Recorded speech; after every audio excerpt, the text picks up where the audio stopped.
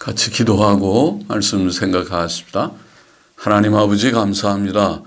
조직신학 강의 계속합니다. 하나님께서 이 시간에도 부족한 종에게 은혜를 주시고 성령의 충만함을 주시고 감히 하나님의 귀한 진리의 지식을 또 한 주제의 일부를 조금 나눌 수 있게 하여 주옵소서. 하나님을 사랑하고 사모하는 주의 귀한 종들과 성도들을 위하여 유익게 하여 주시기를 원하나이다.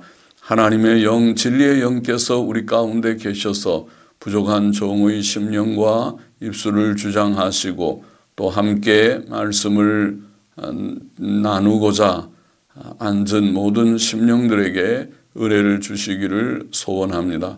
하나님의 영광만을 위하고 하나님의 선한 뜻만을 위하는 일이 되게 하여 주시기를 소원합니다. 감사하며 예수님의 이름으로 기도하옵나이다. 아멘. 자, 저희가 하나님에 관한 진리의 체계적인 지식, 성경에 계시된 하나님의 진리의 체계적인 지식을 우리가 정리하기 위해서 서론에서 계시 문제와 성경에 관한 문제를 먼저 기본적으로 좀 생각했고, 이제 본론적으로 하나님에 관한 지식을 논할 때에 하나님의 살아계심에 대해서 먼저 우리가 다 믿는 바이지만은 그러나 좀 지난 시간에 정리해 보았습니다. 오늘 이 시간에는 이제 하나님께서는 어떤 분이신가 하는 하나님에 관한 지식의 좀 더 본론적인 내용을 다루면서 하나님은 어떤 분이신가 우리가 물을 때에 성경이 계시하고 있는 하나님의 진리의 지식을 비록 우리가 완전하게 설명할 수는 없지만은 하나님은 무한자요 우리는 유한한 존재이기 때문에 완전하게 설명할 수는 없지만은 하나님의 속성들을 열거함으로써 하나님에 대해서 좀 설명할 수 있다고 말할 수 있습니다. 하나님의 속성들이라는 말은 하나님께 돌려지는 묘사들, 하나님은 이러한 분이시다, 이러한 분이시다 라고 성경에 여러 계시된 묘사들이 있으니까 그런 묘사들 혹은 그것을 품성들, 하나님께 돌려지는 품성들을 말한다고 하겠습니다. 대표적인 것이 웨스트민스터 소요리 문답 제4문답인데 거기에는 아주 간략하게 하나님의 속성들을 통해서 하나님은 어떤 분이신지 간략하게 설명했습니다. 하나님은 어떤 분이신가 라는 질문에 대해서 하나님께서는 그의 존재와 지혜와 능력과 거룩과 의와 선과 진실에 있어서 무한하시고 영원하시고 불변하신 영이시다. 이렇게 설명했습니다. 좋은 설명이라고 생각됩니다. 거기에 한 속성이 10가지쯤의 속성들이 열거되어 있습니다. 그것은 하나님에 관한 귀한 지식이기 때문에 우리가 잘 아는 내용이지만은 그러나 그 한 가지 한 가지가 사실은 귀합니다. 한 시간에 그 10가지 속성을 다 하기가 좀 무리해서 오늘 몇 가지, 4가지 정도의 속성을 우리가 좀 설명하고 다음 시간에 또 6가지쯤을 설명해 볼까 합니다. 자, 첫째로 하나님께서는 영이시다. 웨스트민스터 소요리 문답에 하나님께서는 영이시다. 그의 존재와 지혜와 능력과 거룩과 의와 선과 진실에 있어서 무한하시고 영원하시고 불변하신 영이시다. 영이라는 문제부터 먼저 좀 생각해요. 하나님께서는 영이십니다. 우리가 잘 알죠. 주 예수께서는 하나님께서 영이시라고 요한복음 4장 24절에 증거했습니다. 하나님은 영이시니 예배하는 자들이 신령과 진정으로 예배할지니라 그렇게 말씀하셨죠. 하나님께서 영이시라는 말은 그가 사람과 같은 몸을 가지고 계시지 않다는 것을 의미합니다. 주께서는 누가복음 24장 39절에 영은 살과 뼈가 없다 그런 말씀을 하신 바가 있죠. 영은 살과 뼈가 없습니다. 육이 살과 뼈가 있는 것이죠. 그러니까 하나님은 우리와 같은 육을 가지신 분이 아니시고 영이시다 그런 말씀입니다. 하나님께서는 십계명에서 사람이 하나님의 모양을 만드는 것을 엄격하게 금하셨습니다. 그것은 그가 영이심을 증거합니다. 그러므로 하나님을 피조물의 어떤 형상으로 상상하거나 어떤 형상을 만드는 것은 잘못된 일이며 그것은 우상숭배이며 우상숭배는 성경에서 가장 큰 죄로 간주됩니다.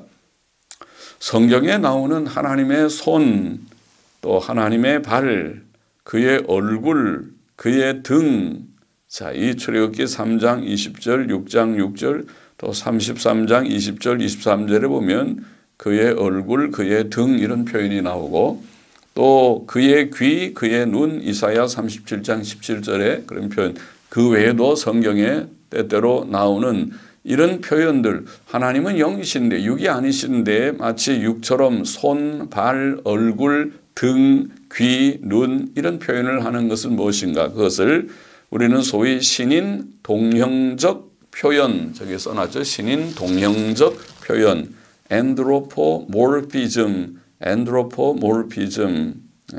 엔드로포모르피즘 그렇게 썼나요?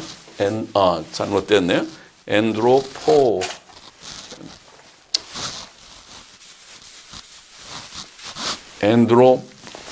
엔드로포스라는 말은 사람이라는 말이고 엔드로포모르피즘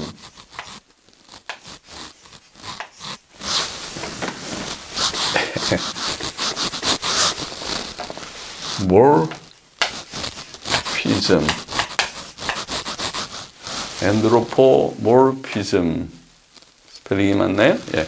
엔드로포모르피즘 사람과 같은 모양으로 묘사하는 그런 비유적인 표현이라 이런 이제 영어의 용어입니다. 뭐 용어가 중요한 것은 아니지만은 그래서 우리는 신인 동형적 표현 이렇게 번역을 보통 하고 있습니다.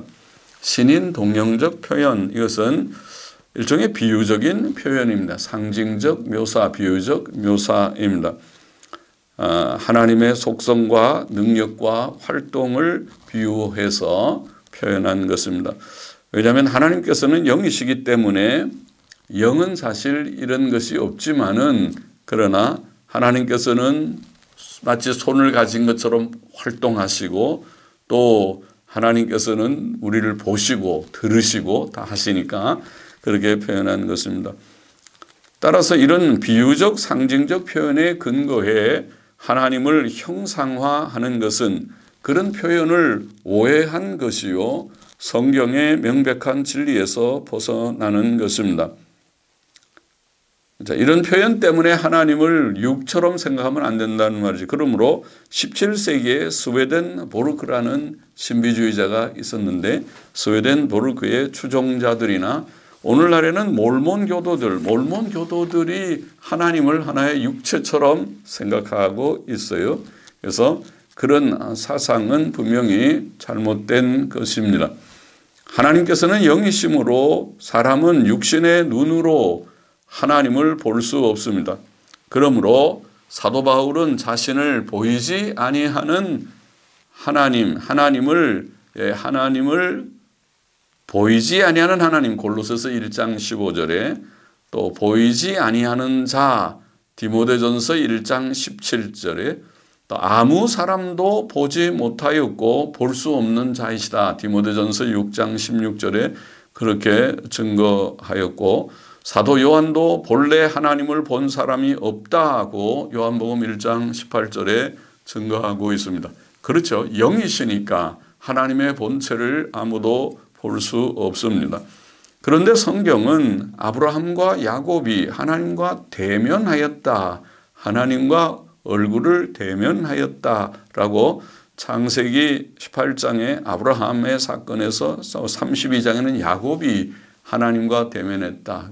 유명한 야복강에 씨름하는 천사와 씨름하는 것을 하나님을 만난 것이다. 분이엘 하나님의 얼굴이다. 그렇게 그 지역을 지명을 불렀다고 되어 있습니다.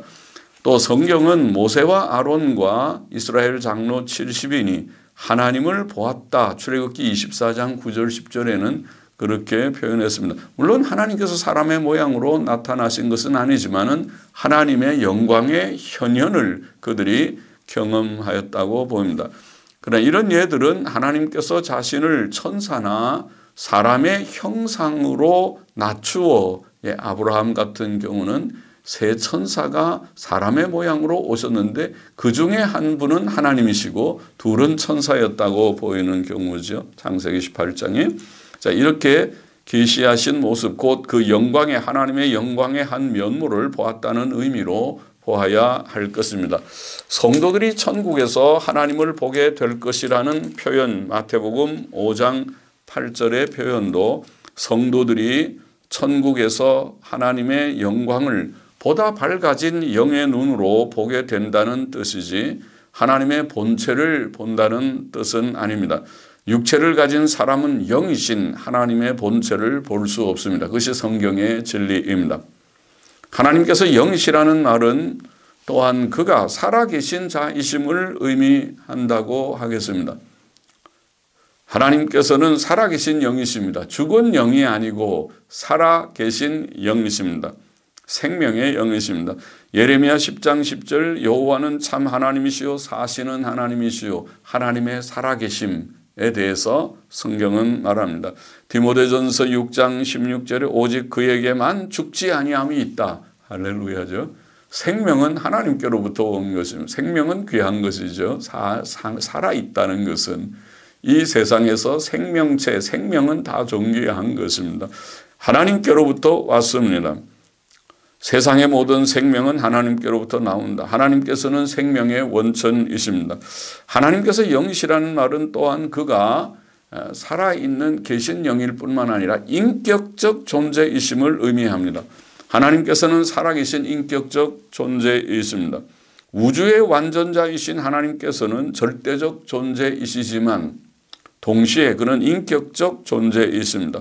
하나님을 인격적이라고 말을 하는 것은 인격, 사람인을 써서 하나님은 신격이지 무슨 인격이냐 그런 말들을 하는 불신앙적 신학자들로 보았습니다마는 인격적이라고 말하는 것은 그가 사람처럼 지정의, 즉 지식과 감정과 의지를 가진 자이심을 표현하는 것입니다.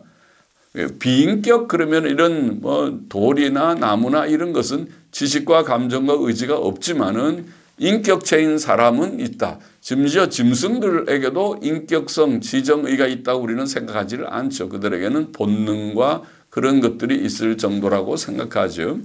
그러나 사람을 인격적이라고 말할 때는 지정의를 우리가 말하듯이 하나님께서 인격적이시라는 것은 하나님께서 생각하시고 감정을 가지시고 또 스스로 무엇을 결정하시고 행동하시는 인격적 하나님이심을 증거하는 것입니다. 하나님께서는 에덴 동산에서 사람에게 무엇을 명령하셨지요? 명령하셨고 사람이 그 명령을 거역했을 때 하나님께서는 노하셔서 그를 내어 쫓으셨습니다. 그 아름다운 에덴 동산에서 사람 보고 나가라. 그 대신 나가면서 물론 가죽옷을 지어 입히시고 그들을 구원하시는 그런 암시를 주셨습니다만 하나님께서는 역사상 많은 사람들과 교제하셨고 그들에게 말씀하셨습니다. 인격자가 아니면 할 수 없는 것이죠. 인격만이 말을 할 수, 언어를 사용하고 그리고 교제하고 말씀하시고 하십니다.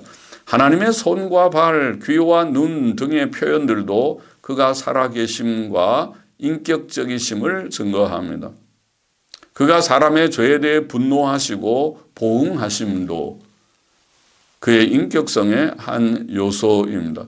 에베소서 1장 11절을 보면 그는 모든 일을 그 마음의 원대로 역사하시는 자다. 그렇게 표현했습니다. 인격자이시죠. 모든 일을 그 마음의 원대로 역사하는 우리 사람이 무슨 일을 계획할 때 계획하고 행하듯이 하나님께서도 똑같은 인격성을 가지셨다. 영은 인격성을 나타내는 데 포함하고 있다고 보겠습니다. 자, 둘째의 속성을 생각해 보십시다. 하나님께서는 둘째로 무한하시다. 무한하신 분이십니다. 자, 그는 본체에 있어서 무한하시고 하나님의 본체가 하나님 자신이 무한하시고 또 속성들에 있어도 하나님이 가지고 계신 여러 성품들, 하나님께 돌려지는 성품들에 대해서도 그러하십니다. 성경은 하나님의 본체가 무한하심을 증거하고 있습니다. 시편 145편 3절에 보면 여호와는 광대하시니, 광대 가돌이라는 크시단 말이죠. 영어로 great입니다. 하나님은 크신 하나님, 크시니 그의 광대하심, 그의 크심을 측량치 못하리로다. 하나님이 얼마나 크신지, 하나님의 그 크심을 우리가 측량할 수 없다. 하나님이 키가 얼마나 크시고 가슴 둘레가 얼마나 크시고, 물론 영이시니까 그렇게 우리가 육처럼 생각할 수는 없지만은 하나님의 그 크심을 우리가 상상할 수 없고 그것을 다 측량할 수 없다. 하나님의 크심을 재어볼 수 있는 자는 아무도 없습니다. 시편 139편 7절에 보면 내가 주의 신을 떠나 어디로 가며 주의 앞에서 어디로 피하리이까. 내가 하늘에 올라갈지라도 거기 계시며 음부에 내 자리를 펼치라도, 음부는 구약의 음부는 무덤이나 지옥을 가리키는 말인데, 무덤이라도 지옥이라고 하더라도 하나님께서 거기에 다 하나님의 그 눈 밖에 있는 것은 아니죠. 지옥도. 열왕기상 8장 27절에 보면 하나님이 참으로 땅에 거하시리이까 하늘과 하늘들의 하늘이라도 주를 용납지 못하겠거든 하물며 내가 건축한 이 전이 오리이까. 성전 건축한 후에 그런 기도를 솔로몬이 올렸지요. 하나님께서는 하늘과 하늘이라도 주를 용납하지 못한다. 그런 무한하신 하나님이시다. 그런 말씀이죠. 하늘이 얼마나 큰데, 근데 하늘과 하늘들의 하늘이라 하더라도 주를 용납할 수 없다. 우리 하나님은 온 우주, 창조자 하나님은 우주보다 더 크시다. 크신 하나님이시다. 이사야 66장 1절도 여호와께서 이같이 말씀하실 때 하늘은 나의 보좌요. 그 광대한 하늘은 하나님이 앉는 의자와 같은 보좌요. 땅은 나의 발등상이니, 지구가 얼마나 큰데 그 지구는 하나님의 발판과 같다. 이렇게 표현하셨어요. 그러니까 하나님이 얼마나 크시다는 것을 증거한 말씀이죠. 우리 하나님이 얼마나 크신가. 와, 크신 하나님이시다. 예. 너희가 나를 위하여 무슨 집을 지을고 나의 안식할 처소가 어디랴. 예레미야 23장 24절에 보면 나 여호와가 말하노라. 나는 천지에 충만하지 아니하냐. 놀랍습니다. 우리 하나님의 존재, 하나님의 본체는 천지에 충만하신, 온 우주보다 크신 이 존재 세계, 이 우주가 얼마나 큽니까? 광대무변한 끝이 없어 보이는 이 우주보다 더 크신 하나님. 와, 그렇구나. 우리 하나님은 위대하신 하나님, 크신 하나님이시구나. 그것을 우리가 조금이라도 깨닫게 되기를 원합니다. 이처럼 하나님의 무한하심은 공간적 의미가 분명히 있습니다.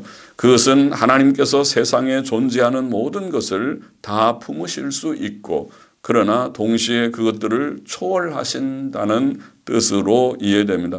물질적 몸을 가진 사람은 공간의 제약을 받으므로 한 장소에 있으면 같은 시간에 다른 장소에 있을 수 없지만, 하나님께서는 공간의 제약을 받지 않으시고 공간을 초월하신다고 생각됩니다. 그는 모든 공간에 충만히 존재하신다. 충만히 존재하신다. 공간적 의미를 가진다. 그는 어디에나 계시고, 그것을 우리는 편재라는 한자어로 써놨습니다. 편재, 어디에나 계시고 안 계신 곳이 없으시다. 무소부재하시다. 한자어로 그러죠. 계시지 않은 곳이 없다. 무소부재하시다. 하나님을 우주 만물 전체와 동일시하는 범신론이라고 하는 사상은 하나님과 이 존재 세계 전체를 우리가 거의 동일시하는 그런 경향을, 그런 생각을 갖지요.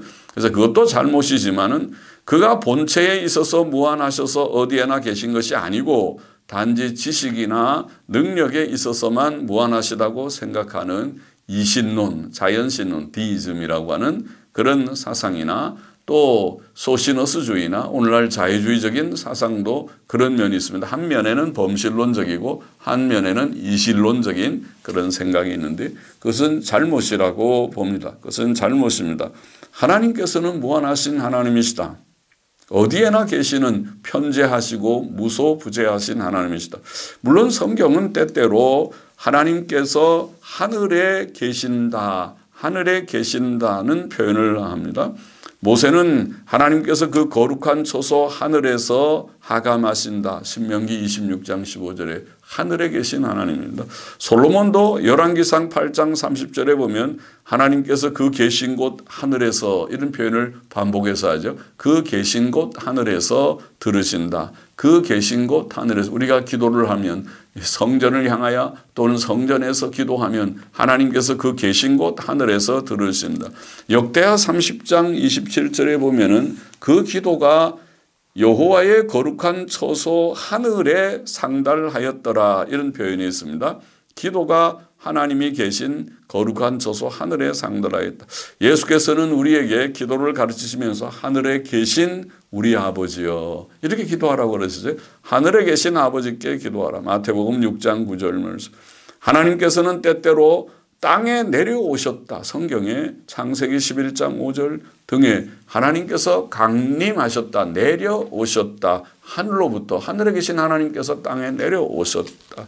또 에녹과 엘리야는 히브리서 11장 5절에 보면 에녹은 승천하였다. 엘리야도 열왕기하 2장 11절에 보면 제자들이 엘리사와 제자들이 수십 명이 보는 가운데서 하늘로 승천하였다. 불말과 불병거를 타고 승천하였다. 그렇게 성경은 증거하고 있습니다. 진실한 증인들의 증거로 증거하고 있습니다. 또 예수 그리스도께서도 제자들 앞에서 하늘로 올리우셨습니다. 사도행전 1장 9절 성경은 분명하게 생생하게 또 진실하게 진지하게 승천을 증거하였습니다. 그들은 다 하늘 위로 장소적 이동을 하였습니다. 에녹도 엘리야도 예수님도 하늘로 장소적으로 땅에서 저 높은 하늘로 장소적 이동을 하였습니다. 그러나 하나님께서 하늘에 계시다는 표현들은 그가 하늘에 그의 영광의 한 처소를 두셨다는 것을 증거한다고 봅니다. 하나님은 편재하시지만은 하늘에 그의 영광의 한 처소를 두셨구나. 그래서 예수님께서 인성을 가진 예수님께서 그곳으로 엘리야도 그곳으로 또 에녹도 그곳으로 그리고 예수님 믿고 구원 얻어서 죽은 모든 성도들의 영도 그것으로 올라가게 하셨다고 보입니다. 하나님께서 그 영광을 나타내시는 곳이 바로 천국입니다. 그러므로 히브리서 저자는 히브리서 11장 16절에 보면 저희가 이제는 더 나은 본향을 사모하니 곧 하늘에 있는 것이라. 그러므로 하나님이 저희 하나님이라 일컬음 받으심을 부끄러워 아니하시고 저희를 위하여 한 성을 예비하셨느니라고 증거하였습니다. 하나님께서는 그의 모든 속성들에 있어서도 무한하십니다. 자, 하나님의 본체에 있어서 무한하시고 하늘이라는 것은 하나님의 영광을 나타내는 한 처소를 가리킨다 이렇게 보이고 또 하나님의 무한하심은 본체뿐 아니라 그의 모든 속성들에 있어서도 무한하시다. 그것은 그의 완전하심이라고도 표현할 수 있습니다. 하나님께서는 지혜가 무한하시고 또 지식이 무한하시고 능력이 무한하시고 거룩하심과 의로우심이 무한하시고 선하심이 무한하시다. 그렇게 말할 수 있습니다. 즉 그는 완전하신 하나님이십니다.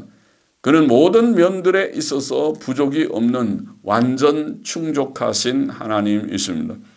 욥기 35장에 보면 엘리후라고 하는 경건한 인물이 나오죠.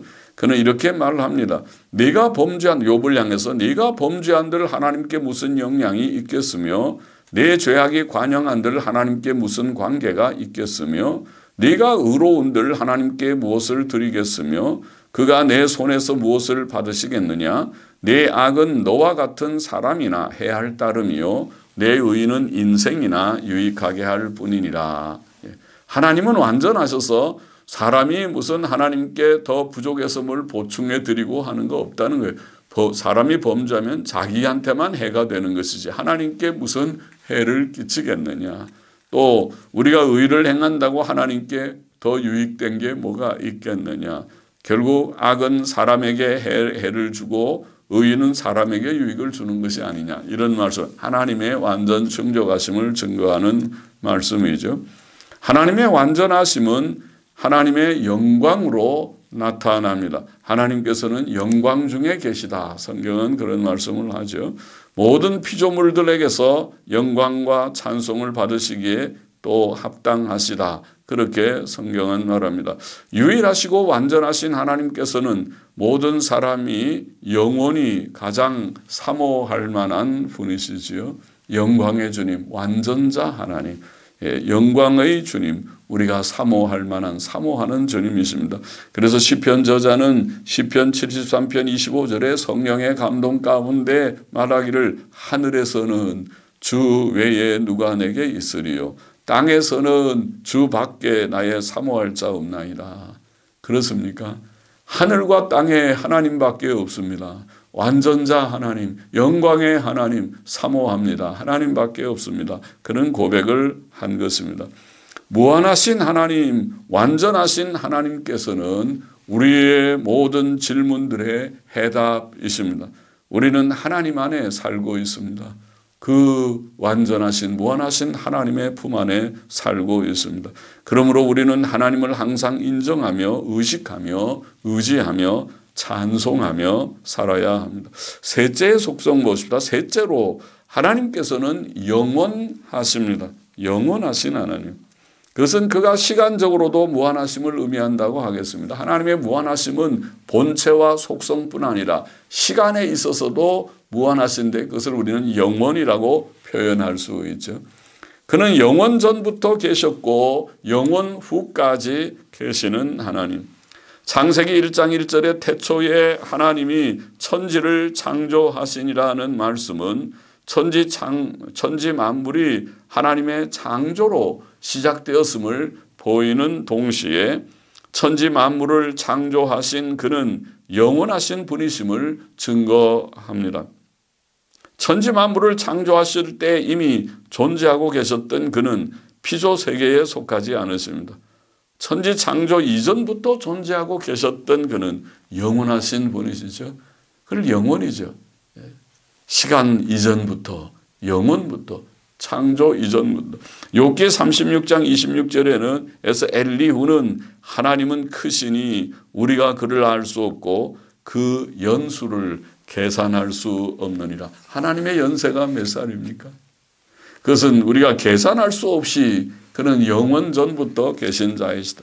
모세는 시편 90편 2절에서 성령의 감동으로 산이 생기기 전, 땅과 세계도 주께서 조성하시기 전, 곧 창세기 1장 1절 이전이죠. 전, 곧 영원부터 영원까지 주는 하나님이시니이다 라고 증거하였습니다.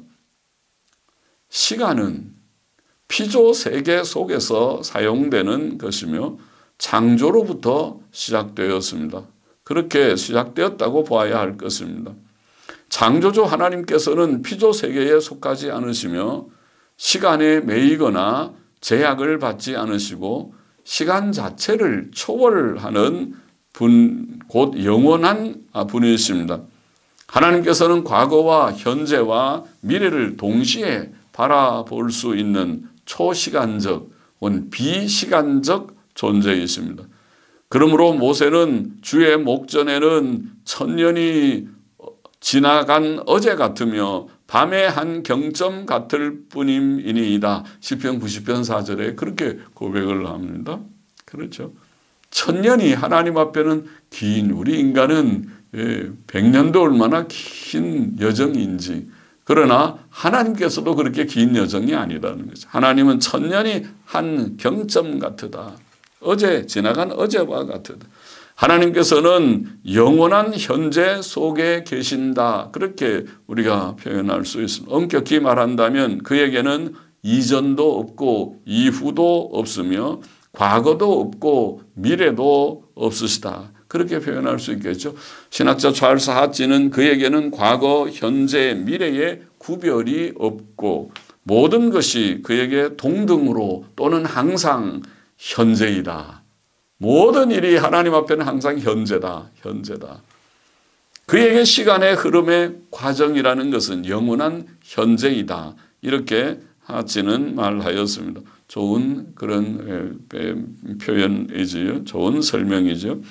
하나님께서 영원하시다는 것은 그가 시작이 없이 영원히 스스로 계시다는 것을 의미합니다. 그는 어떤 다른 것에 의존하지 않는 절대자이십니다. 그걸 우리가 절대자라고 하죠. 다른 모든 피조 세계는 의존적인 것입니다. 하나님께서 창조하심으로 존재하게 된, 그리고 그 이후에 모든 부모가 우리를 낳아주기 때문에 우리가 존재하는 것은 다 의존자입니다. 그러나 하나님은 절대자, 자존자입니다. 의존하지 않는 그분에게서 모든 것이 시작되는 절대자이십니다. 하나님께서는 우주에 존재하는 모든 것들의 제1원인 혹은 궁극적 원인이십니다. 그 자신의 존재의 근거는 그 자신 외에 없으십니다. 사실 천지 만물을 창조하시기 전부터 계신 하나님께서는 영원 자존하신 하나님이 아니실 수 없습니다. 여호와라는 그의 이름도 우리가 잘 아는 대로 그의 영원 자존하심을 나타냅니다. 여호와라는 말은 있다라는 뜻의 히브리어 동사 하야라는 동사인데, 하야라는 동사의 고어형인 하와라는 동사의 단순형 칼이라고 히브리 문법에서 말하는데, 단순형이 있고 강의형이 있고 그렇죠. 칼, 온, PL 뭐 그렇게 말하죠. 칼이라는 칼형, 단순형, 미완료 3인칭 단수에서 나왔다고 봅니다. 그러면 그 의미는 출애굽기 3장 14절의 말씀대로 스스로 있는 자, 그는 계시다, 그는 계시다, 그런 뜻이 담긴 말이라고 봅니다. 스스로 있는 자, 여호와 하나님께서는 영원 전부터 스스로 계신 분이시다. 자, 넷째 우리가 그 속성을 좀 생각해 봅시다. 넷째로 하나님께서는 불변하시는 하나님. 그의 본체와 속성들은 불변하십니다. 하나님의 본체가 변하지 않고 하나님의 속성들도 변하지 않으시다. 시편 102편 27절에 보면 주는 여상하시다 이런 표현이 있어요. 여상이라는 말은 항상 똑같다는 것입니다. 똑같다, 항상 같으시다. 그 말이 여상이라는 말은 영어로는 the same입니다. the same. 동일하시다. 하나님은 동일하신 하나님, 어제나 오늘이나 영원토록 동일하신 하나님이십니다. 말라기 3장 6절은 나 여호와는 변혁지 아니하나니, 왜 변혁이라는 말은 변하지 아니하나니, 하나님은 변함이 없으세요. 어제나 오늘이나 내일이나 변함이 없으신 하나님, 변혁지 아니하나니, 그러므로 야곱의 자손들아 너희가 소멸되지 아니하느니라.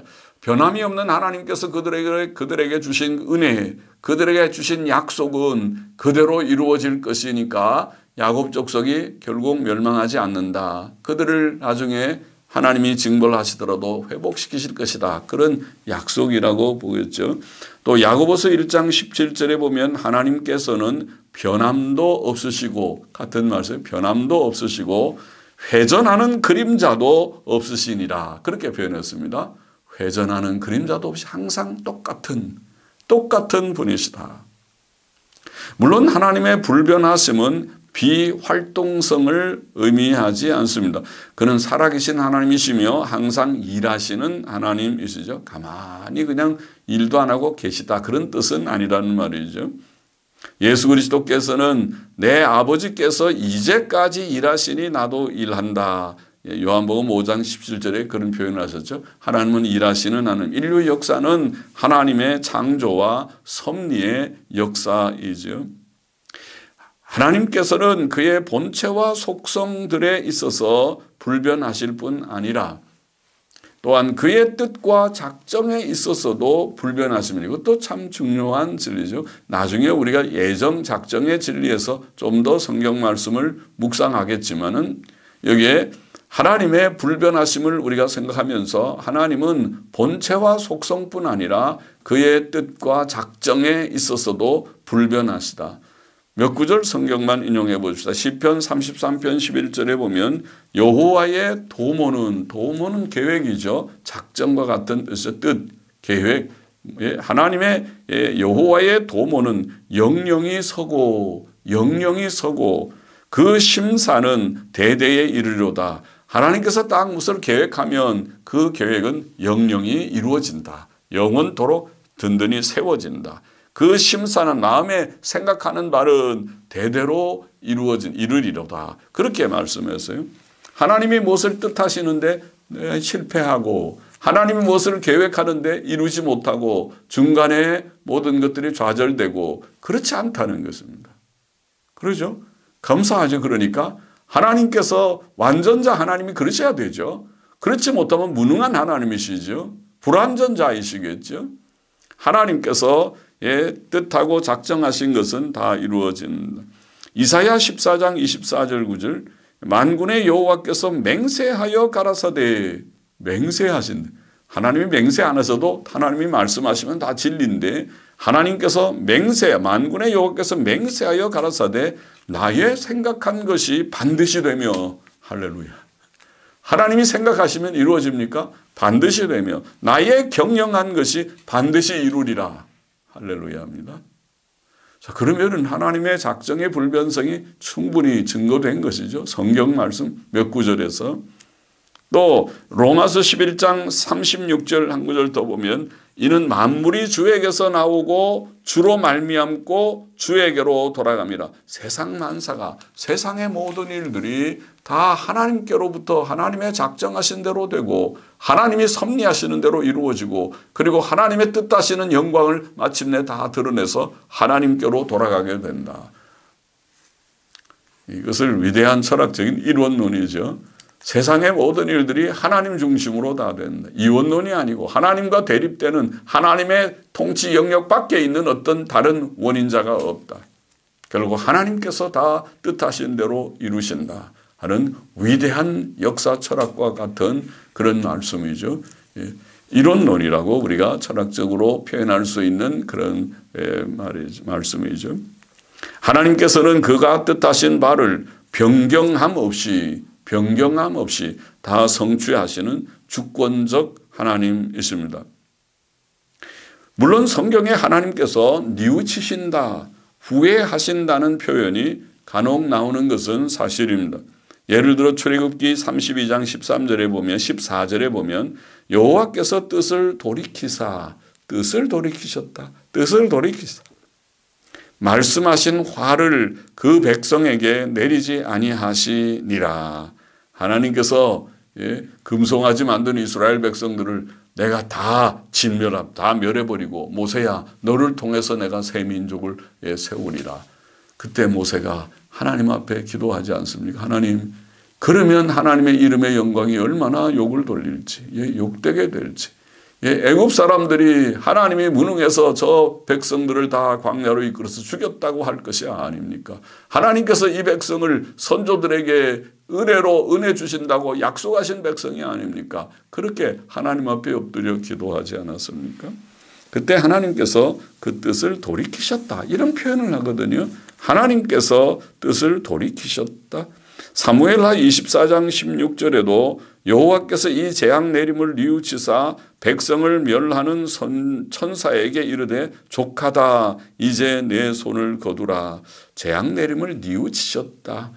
다윗 때에 하나님께서 큰 그런 재앙을 내리지 않았습니까? 재앙을 내릴 때에 그것을 뉘우치셨다. 이렇게 표현을 했습니다. 요나 3장 10절에 보면 하나님이 니느웨 사람들의 행한 것 곧 그 악한 길에서 돌이켜 떠난 것을 감찰하시고 뜻을 돌이키사, 거기에도 뜻을 돌이키사 그들에게 내리리라 말씀하신 재앙을 내리지 아니하시니라, 이런 말씀이 있죠. 자, 이런 표현들은 인간 편에서 이해하기 쉽게 하기 위한 표현, 앞에서 말하는 우리가 신인 동영적 하나님의 눈, 하나님의 귀 이런 표현과 같이 하나님과 사람이 같은 모양인 것처럼 여기에는 신인 동성적 하나님과 우리가 마치 성정이 같은 것처럼 우리는 무엇을 하다가 후회도 하고 무엇을 하다가 뉘우치기도 하고 하지요. 사실은 하나님, 완전자 하나님은 그렇지 않지만 우리가 이해하기 쉽게 우리가 이해할 수 있는 방식으로 이런 표현을 하신 것이라고 이해해야 합니다. 그래야 성경의 진리가 다 조화롭게 이해가 될 것입니다. 하나님의 뜻과 작정의 불변성에 비추어 볼 때에 이 표현은 신인 동성적 표현. 그래서 우리가 신인 동령적, 동성적, 신인 동령, 동성적 표현. 이것은 엔드로포모르피즘, 동형적, 엔드로포페티즘, 페티즘, 동성적, 영어로는 그렇게 표현합니다. 신인, 동령, 동성적 표현이라고 그렇게 이해해야 하겠습니다. 그래야 하나님의 작정의 불변하심에 대한 말씀과 모순되지 않게 하나님의 완전하심을 손상시키지 않게 이해할 것입니다. 자, 여기에 우리가 몇 가지 속성, 특별히 두 번째, 세 번째, 네 번째, 무한하심, 영원하심, 불변하심, 요 세 속성은 피조물들에게는 사실 없는 속성이죠. 영은 우리도 육은 가졌지만 영도 있는 영성은 그렇지만은 무한, 영원, 불변은 하나님께만 있는 속성입니다. 그래서 어려운 말로 비공유적 속성, 사람과 같이 공유하지 않는 속성, 비공유적 속성 이런 표현도 합니다. 하나님께만 있는 독특한 하신 점들입니다. 실상 무한하시고 영원하시고 불변하신 하나님께서는 사람의 모든 철학적, 종교적 질문들에 대한 해답이시죠. 사람이, 철학자들이 이 모든 존재 세계의 근원이 무엇인가, 아르케, 근원이 무엇인가, 헬라 철학자들이 거기에서부터 철학에 대한 모든 사상들이 싹트기 시작했다. 철학사에 보면 그렇게 시작합니다. 그래서 모든 철학은 헬라 철학자 탈레스에서부터 시작됐다. 탈레스는 온 우주의 존재 세계의 근본이 물이라고 보았다. 뭐 이런 철학사에 나오는 얘기죠. 그러나 어떤 철학자들도 우주의 근원을 바르게 설명하지 못했습니다. 그러나 성경은 창세기 1장 1절에 그것에 대한 바른 해답을 우리에게 주었습니다. 태초에 하나님이 천지를 창조하시니라. 존재 세계는 하나님께로부터 비롯되었고 그 존재 세계를 창조하신 하나님, 그는 영원 자존하시는 하나님이시다. 이것이 성경의 해답이고, 모든 철학적 또 종교적 인생은 무엇이냐, 죽음은 무엇이냐, 악은 왜 생겼느냐, 모든 문제들에 대한 참된 해답은 바로 성경에 있고 하나님 자신에게 모든 해답이 있습니다. 사람은 영원 자존하신 하나님 안에서만 참된 평안과 안식을 찾을 수 있습니다. 우리는 하나님을 찾았습니다. 이제 더욱 알고 인정하고 그를 찬송하고 사랑하며, 하나님 사랑합니다. 놀라우신 하나님을 더욱 알기를 원합니다. 사랑하고 섬기고 의지하고 또 순종하며 살아야 하겠습니다. 하나님께서 모두들에게 큰 은혜와 복을 주시기를 소원합니다. 기도하십시다. 하나님 아버지 감사합니다. 오늘 이 시간 하나님의 속성에 대한 몇 가지 절반쯤을 우리가 조금 생각했습니다.